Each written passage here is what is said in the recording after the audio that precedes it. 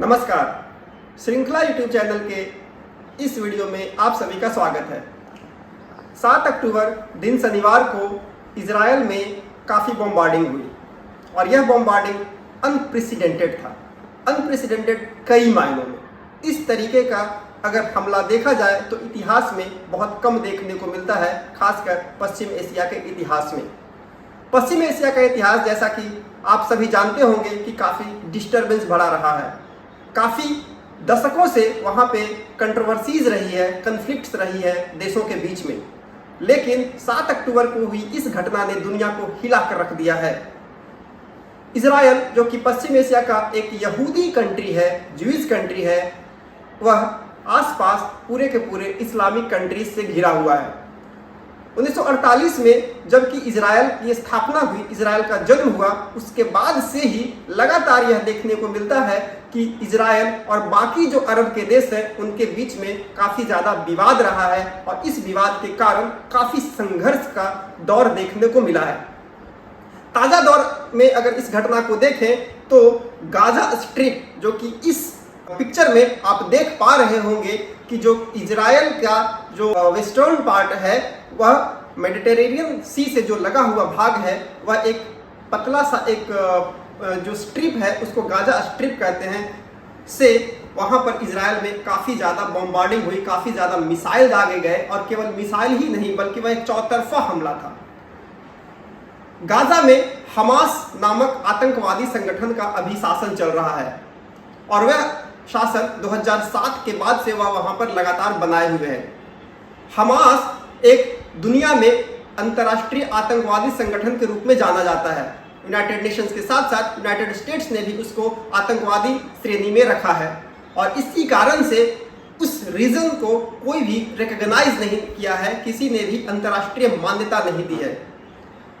2007 में वहाँ पर जब से हमास की स्थापना हुई, जो कि एक इस्लामिक स्टेट बनाने के लिए लगातार प्रयत्न करते रहा है और इजराइल नामक देश का अस्तित्व को मिटाने के लिए लगातार प्रयत्न करते रहा है, ने उसके बाद से लगभग 4 ऐसे युद्ध लड़े हैं। लेकिन यह जो युद्ध कल हुआ है वह एक अलग ही मायने में सभी को याद रहेगा। हमास के लीडर्स ने माना है कि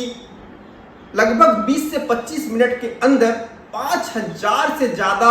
रॉकेट्स दागे गए। आप समझ सकते हैं, 5000 से ज़्यादा रॉकेट्स दागे गए सुबह में, और वह दिन था जबकि इजराइल में छुट्टी था। बाकी जो लोग थे वह बेसिकली घर में थे और इसी दौरान बहुत ही तेज़ हमला हुआ और केवल रॉकेट से ही नहीं बल्कि जो गाजा का जो भाग है वहाँ से बहुत सारे जो हमास के आतंकवादी थे वह इजराइल में घुस गए और इजराइल के बहुत सारे ठिकानों पर हमला किए। उसके साथ साथ समुद्री मार्ग से भी वहाँ पर हमले किए गए और अगर आप देखें तो वहाँ पे बहुत सारे पैराग्लाइडर्स जो थे वह भी हमले करते हुए नजर आए और बहुत ज़्यादा मशीन गन से, स्टैन गन से और वह गोले दागते हुए नजर आए। और इस घटनाक्रम में इजराइल कुछ समय तक बेबस नजर आया, कुछ समय तक उसको समझ में ही नहीं आया कि हुआ क्या। और आज तक का जो रिपोर्ट है, माना जाता है कि 300 से ज़्यादा इजराइल में हताहत हुए हैं, मारे गए हैं। लेकिन कल ही वहाँ के प्रधानमंत्री बेंजामिन नेतन्याहू ने बहुत स्पष्ट तरीके से हाई लेवल सिक्योरिटी मीटिंग में कहा कि यह स्टेट ऑफ वार है, हम लोग अभी युद्ध के श्रेणी में हैं और बहुत ही जल्द मुंह तोड़ जवाब दिया जाएगा और ऐसा जवाब दिया जाएगा कि जो दुश्मन देश है, दुश्मन जो क्षेत्र है, वह कभी भी इस तरीके का वह देखा नहीं होगा। और कल से ही बहुत ही गाजा स्ट्रिप पे, गाजा में बमबारी की जा रही है और अभी तक का जो सूचना है 280 से ज़्यादा फिलिस्तीनी मारे गए हैं इजरायली अटैक में। अगर इसका इतिहास देखा जाए तो आखिर यह जो घटनाक्रम है हुआ क्यों? तो इजराइल की स्थापना आप जानते होंगे कि 1948 में हुआ और इजराइल में जो बसे हुए जो लोग हैं उसको यहूदी कहा जाता है। यहूदी मानने वाले जो लोग हैं, ज्यूज फॉलोअर्स हैं, बेसिकली सेकेंड वर्ल्ड वॉर के समय हिटलर ने बहुत ज़्यादा यातनाएं दी थी। वहाँ पे बहुत ज़्यादा कंसंट्रेशन कैंप में उनको यातनाएं दे करके एक हत्या करने की कोशिश की गई थी पूरे के पूरे समुदाय बेसिस पर, एक जिनोसाइडल बेसिस पर। और इसलिए लगातार उसके पहले भी और उस दौरान बहुत तेज डिमांड हुआ कि ज्यूज के लिए भी एक देश होना चाहिए, एक अपना एक क्षेत्र होना चाहिए, और इसलिए 1948 में ज्यूज लोगों ने एक अपना देश बनाया, इजराइल नामक। लेकिन उसके बाद से ही जो उसके आसपास के जो इस्लामिक कंट्रीज थे उनको वह पसंद नहीं था, उनको वह मान्यता नहीं दे रहे थे, और इसलिए स्थापना के कुछ दिनों के बाद ही 1948 में उसके खिलाफ अरब के जो देश थे उसने युद्ध छेड़ दिया, लेकिन इजराइल ने उसको हराया। और उसके बाद वह रुका नहीं, बल्कि 1948 के बाद फिर 1967 में 6 डेज वार के नाम से जाना जाता है, जबकि इजिप्ट और सीरिया, जो कि आप अगले मैप में अगर आप देखेंगे, इजराइल के जो दक्षिण में इजिप्ट नामक देश है और उसके उत्तर में सीरिया नामक देश है, दोनों ही उसका जो पड़ोसी है उसने बहुत ही एक मैसिव वहां पर अटैक किया 1967 में 6 दिनों का। लेकिन इजराइल ने उसको दोनों ही देशों को हरा दिया, और हराया ही नहीं बल्कि उसके कई क्षेत्रों को अपने कब्जे में भी कर लिया, और साथ ही साथ जो पैलेस्टाइन नामक अपने आप को जो देश कहता था उसके भी कई क्षेत्रों को कब्जे में कर लिया। उसके बाद 1973 में फिर से योम किपुर का वार बहुत ही एक महत्वपूर्ण है। योम किपुर में अटैक किया जाता है। वह योम किपुर का जो डे था वह बेसिकली इजराइल के लिए बहुत एक होलीडे माना जाता था, और वैसे दिन में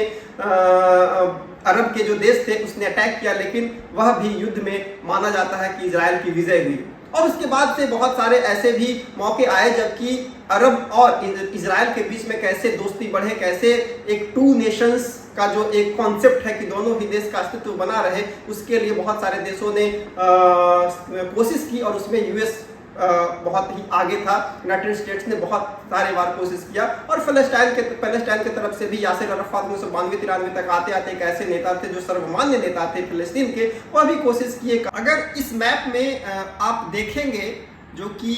ग्रीन वाला भाग है वो बेसिकली इजराइल है, और बाएं साइड जो कि वेस्टर्न के तरफ है वह छोटा सा जो स्ट्रिप है वह गाजा स्ट्रिप है, और एक और भाग जो आपको येलो टाइप का जो दिख रहा है ये वाला भाग जो कि पूर्वी भाग है वह भी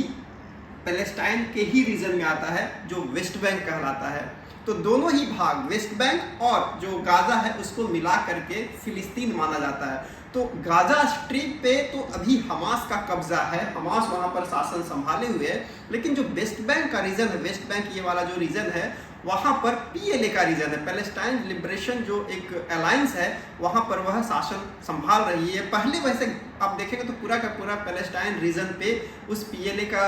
शासन था, जिसके यासिर अराफात एक बहुत ही सर्वमान्य नेता थे पहले, लेकिन 2006 के बाद वहां पर बहुत सारे चेंजेस आए। तो अभी अगर आप देखें तो इस मैप में, वर्ल्ड मैप में अगर आप देखेंगे तो अच्छे तरीके से समझ में आएगा कि इजराइल क्यों इतना वल्नरेबल एक कंट्री है, क्यों एक ऐसा लगातार वहाँ पे युद्ध होते रहा है। तो आप देखेंगे कि पूरा का पूरा जो रीजन है वह इस्लामिक कंट्रीज से घिरा हुआ है, और Israel is the only country जहाँ पर यहूदी मानने वाले लोग हैं, और इसलिए उस पूरे के पूरे अरब लीग को लगता है कि यह एक ऐसा रीजन बीच में आ गया है जो हमारे परंपरा, हमारी सभ्यता, हमारी संस्कृति को नुकसान पहुंचाने के लिए एक टूल के रूप में यूज हो सकता है, और इसलिए अपने सिक्योरिटी और इस तरीके के रीजंस के लिए लगातार उसके अस्तित्व को मिटाने के लिए कोशिश ये करते रहे हैं। अब देखें तो इजिप्ट हो, सऊदी अरबिया हो, जॉर्डन हो, टर्की हो, सीरिया हो, ईरान हो, सभी के सभी जो देश हैं वह कभी न कभी इजराइल के साथ युद्ध में रहा है। अभी अगर आप देखें तो जो सबसे बड़ा जो दुश्मन मानता है इजराइल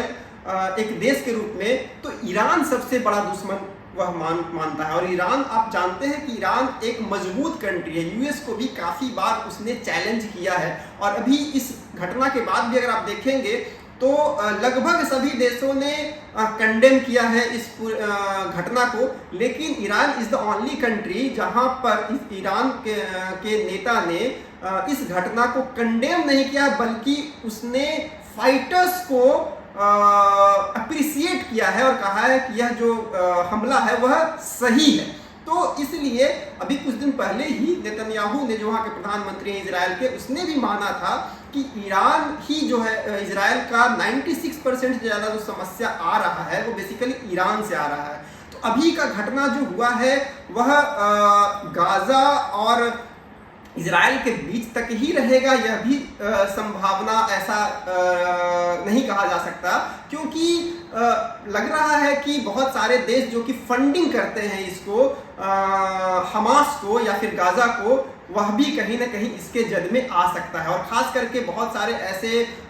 मीडिया सोर्सेज से खबरें आ रही है कि संभव है कि इजराइल जो है वह आने वाले दिनों में ईरान पर भी अटैक कर सकता है। और ईरान पे अगर अटैक होता है तो एक बहुत बड़ा आप देखेंगे पश्चिम एशिया में टर्बुलेंस हो सकता है, और यह आने वाले दिनों में पूरे पश्चिम एशिया को ही नहीं बल्कि पश्चिम एशिया से बढ़कर ये वर्ल्ड लेवल पर भी बहुत ज़्यादा डिस्टर्बेंस हो सकता है। क्योंकि यह भी ध्यान रखने की बात है कि 1973 में जबकि इस तरह की घटनाएं हुई थी तो एक वर्ल्ड लेवल पे ऑयल क्राइसिस हो गया था, क्योंकि पूरे के पूरे एरिया में ऑयल रिच ये कंट्री है और ओपेक के सारे कंट्री जो है कि वो तेल को उत्पादन में वो नियंत्रण रखते हैं। तो अगर डिस्टर्बेंस होगा आने वाले दिनों में तो वहां पर तेल की उत्पादन में कमी आएगी, वहां पर वो एम्बार्गो काफी देशों पे लगाया जा सकता है, और वैसे हालात में ऑयल क्राइसिस फिर से आ सकता है और पूरे के पूरे जो एक ग्लोबल क्राइसिस की तरफ विश्व बढ़ सकता है, जिसमें भारत को भी अगर आप देखेंगे तो भारत की भी एक महत्वपूर्ण भूमिका इसमें हो सकती है। और भारत वैसे आप देखेंगे तो भारत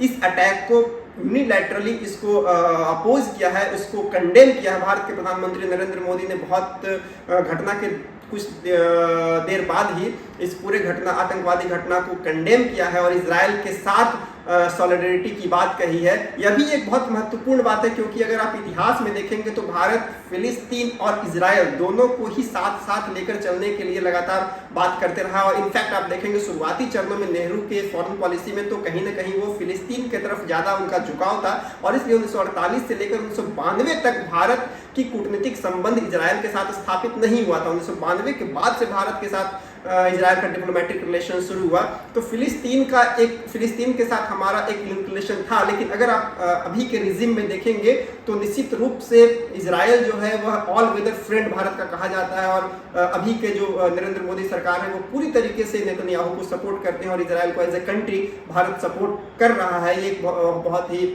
विशेष बात है। खास करके अगर आप देखेंगे भारत और इजराइल के बीच में जो रिश्ते हैं वो पिछले कई दशकों में काफी ज्यादा बढ़ा है। अगर आप बायलैटरल ट्रेड की बात करें तो $7.5 बिलियन से ज्यादा भारत और इजराइल के बीच ट्रेड हो रहा है, जो कि बहुत ही अच्छा है। और अगर डिफेंस ट्रेड की बात करें तो इजराइल जो है वह तीसरा लार्जेस्ट ट्रेड पार्टनर भारत का भी है। तो डिफेंस के जो कि भारत माना जाता है कि इस एरिया में साउथ एशिया के रीजन में एक ऐसा कंट्री है जो कि सिक्योरिटी वहां पे पर्सपेक्टिव बहुत ज्यादा है, इसलिए भारत को डिफेंस एक पार्टनर की जरूरत है। तो इजराइल ऐसा कंट्री है जो कि लगातार भारत को सहायता करते रहा है, वो चाहे कारगिल का युद्ध हो चाहे उसके बाद हो। और इसलिए देखेंगे तो डिफेंस सेक्टर में भारत और इजराइल के रिलेशंस बहुत अच्छे रहे हैं। खास और उसके साथ साथ 3Ds रिलेशंस बहुत ही क्लोज किया है भारत को, जो कि 3D है, डिफेंस, डायमंड और डीप इरिगेशन। डिफेंस के बारे में हमने बात किया, और साथ ही साथ डायमंड अगर आप देखेंगे तो भारत से बहुत ही ज़्यादा मात्रा में इजराइल को एक्सपोर्ट किया जाता है, और डायमंड में भी बहुत ज़्यादा ट्रेड अभी हो रहा है। और डीप इरिगेशन जो कि सिंचाई के लिए एक नई पद्धति का इजाद किया है इजराइल ने, भारत में भी उस पद्धति को काफ़ी ज़्यादा यूज़ किया जा रहा है, और तकनीकी दृष्टिकोण से इजराइल काफ़ी ज़्यादा सपोर्ट कर रहा है। और आप अगर देख रहे होंगे कि पिछले कई सालों में अगर जो उत्पादकता बढ़ी है तो उसमें डीप इरिगेशन का भी बहुत योगदान है। तो भारत और इजराइल का जो ये नज़दीकियाँ जो बढ़ रहा है, वो संबंध बढ़ रहा है, वो बहुत मायने रखता है कि यह जो घटना है वह कितना आगे बढ़ता है और भारत आने वाले दिनों में किस तरीके से इस पे रुख करता है। क्योंकि भारत से जो प्रवासी है वह भी काफ़ी मात्रा में है। 80,000 लोग भारत के वहाँ पर रह रहे हैं, चाहे वो पढ़ाई के लिए हो चाहे जॉब के लिए हो। उनका भी स्टेक है कि उनके सिक्योरिटी को भी देखना होगा भारत को कि उनको कैसे वापस लाया जाए। अभी तक ऐसी खबरें नहीं आई है कि उसको एवैक्यूएशन का कोई प्लान हो। पिछले देखे वो चाहे सीरिया में क्राइसिस हो, चाहे लेबनान में क्राइसिस हुआ हो, चाहे यूक्रेन में क्राइसिस हुआ, भारत ने इवैक्यूएशन प्लान बनाया था, लेकिन अभी तक इजराइल की से ऐसी खबरें नहीं आई है। हालांकि भारत ने बहुत जल्दी ही उस पर एक एडवाइजरी जारी किया है कि भारत से जो तेल अवीव जाने वाले जो लोग हैं, इजराइल जाने वाले लोग हैं, वह बचें, और वहाँ पे जो भारत के रहने वाले जो लोग हैं वह बाहर नहीं घूमे, बेवजह का बाहर नहीं घूमे, इस तरीके की एडवाइजरी जारी किया है। अगर आप देखें तो जो अभी का जो हमास का अटैक है वह बेसिकली क्या अचानक अटैक हुआ है या फिर इस तरीके से लगातार ऐसा होता रहा है? तो वैसे तो अगर आप देखेंगे तो हमास का अटैक लगातार होते रहा है, लगभग हर दिन वहां से रॉकेट्स हमास इजराइल में लगातार रॉकेट से हमले करते रहे हैं और छिटपुट ऐसे घटनाएं लगातार घटित होते रही है, लेकिन ये घटना एक अलग तरीके की घटना थी। और इसके बीच में अगर आप देखें तो यह जो घटना है बेसिकली वह अल अक्सा फ्लड के नाम से ऑपरेशन चलाने की बात कही है हमास के लीडर्स ने। और यह अल अक्सा फ्लड जो है बेसिकली अल अक्सा वहाँ जेरूसलम में एक बहुत ही होली मस्जिद है, बहुत ही पवित्र मस्जिद है, जो कि पूरे के पूरे मुस्लिम कम्युनिटी जो है वह मानता है कि वह बहुत ही ज़्यादा पवित्र है उनके लिए। और पिछले कई दिनों से ऐसा एक खबर आ रहा था कि इजराइल के कुछ सैनिक हैं जो लगातार वहां पर जा करके इन्वेड कर रहे हैं, वहां पर जा करके कुछ ऐसे ऑपरेशन चला रहे हैं जिसके कारण से इस्लामिक जो मानने वाले जो लोग हैं वह कहीं ना कहीं नाराज हैं। और दूसरी तरफ यह भी है कि इसके अलावे भी अगर दूसरा पर्सपेक्टिव देखा जाए तो एक कंट्री जो कि सऊदी अरबिया है, जो कि उस रीजन का बहुत ही एक डोमिनेंट कंट्री है मिलिट्री के बेसिस पे भी या फिर इकोनॉमिक बेसिस पे भी। सऊदी अरबिया एक ऐसा कंट्री है जो कि अरब लीग में बहुत ज़्यादा एक महत्वपूर्ण भूमिका अदा करता है और साथ ही साथ यूएस के साथ उसका बहुत ही एक इम्पॉर्टेंट रिलेशंस है, बहुत ही मजबूत रिलेशंस है। लेकिन इजराइल के साथ उसका रिलेशंस बहुत अच्छा पहले नहीं था, लेकिन पिछले कुछ दिनों से इजराइल और सऊदी अरब के बीच में एक पैक्ट होने की बात चल रही थी कि इन दोनों के बीच में एक समझौते होने की बात चल रही थी और इसमें काफ़ी ज़्यादा प्रगति देखने को मिल रहा था। यह भी एक कारण हो सकता है कि हमास इस रिश्ते को डिरेल करने के लिए इस जो एक पैक्ट हो रहा था उसको हतोत्साहित करने के लिए इस तरीके के एक घटना को अंजाम दे सकता है। बहुत सारी ऐसी बातें हैं जो कि अभी संभावनाओं के गर्त में है, उसको देखा जाएगा कि अभी क्या चीज़ें चल रही है। क्योंकि अगर आप पहले भी देखेंगे तो 1980 के दशक में इजिप्ट भी एक ऐसा देश था जो कि पहले हालांकि इजिप्ट और इजराइल के बीच बहुत ज़्यादा खराब रिश्ते थे, लेकिन बाद में इजराइल और इजिप्ट के बीच में काफ़ी रिश्ते बढ़ने की वहाँ पे रास्ता बना था। लेकिन जो राष्ट्रपति इजिप्ट के थे अनवर सद्दात, उस समय अनवर सद्दात ने जो रिश्ते को अच्छे करने की कोशिश की और इजिप्ट ऐसा कंट्री था जो कि पहला अरब का कंट्री था जिसने इजराइल को मान्यता दिया था। अरब में अगर आप देखेंगे तो कोई भी ऐसा देश नहीं है जो कि इजराइल को मान्यता भी देता है, वह रिकॉग्नाइज नहीं करता, लेकिन Egypt was the first country who recognise Israel in 1980s 80 के दशक में वह मान्यता दिया था और दोनों के बीच रिश्ते अच्छे होने लगे थे। और इस कारण से उसको अरब लीग से भी बाहर कर दिया गया था। इजिप्ट को अरब लीग उसको अपना सदस्य भी नहीं मानता था और इस कारण से उस समय के जो राष्ट्रपति अनवर सद्दात थे उनको असैसिनेट कर दिया गया था पूरे के पूरे भरी सभा में, जबकि वह एक परेड की सलामी ले रहे थे। वहां पर बहुत सारे मिलिटेंट ने आकर के उनको असैसिनेट कर दिया। तो एक बहुत ही ऐसा इतिहास रहा है इजराइल का कि इजराइल का जो सपोर्ट करना भी कोई अगर देश चाहता है, कोई रिलेशंस बनाना भी चाहते हैं, तब भी वहाँ के बहुत सारे जो मिलिटेंट ग्रुप है हमास जैसा या फिर हिजबुल्ला जैसा लेबनान में जो पहले था, वह लगातार इस तरीके का कोशिश करता है कि वह डिरेल हो जाए, वह आगे नहीं हो। तो इस तरीके से आप देखेंगे तो यह एक घटना ऐसी है जो कि आने वाले दिनों में किस तरीके की करवट लेता है, जिससे कि यह तय होगा कि अभी रूस और यूक्रेन का क्राइसिस चल रहा था, उससे विश्व जो परेशान था, फिर से एक नया क्राइसिस इजराइल का क्राइसिस आ गया है, जिससे कि ये देखना है कि भारत के साथ साथ पूरा का पूरा विश्व जो कैसे निपटता है। इस तरीके के अगर आने वाले दिनों में और कुछ तरीके कोई डेवलपमेंट होता है, किसी तरीके की और नई बातें आती है, तो नए वीडियो के साथ हम फिर से आप सभी के सामने आएंगे। तब तक के लिए बहुत बहुत धन्यवाद।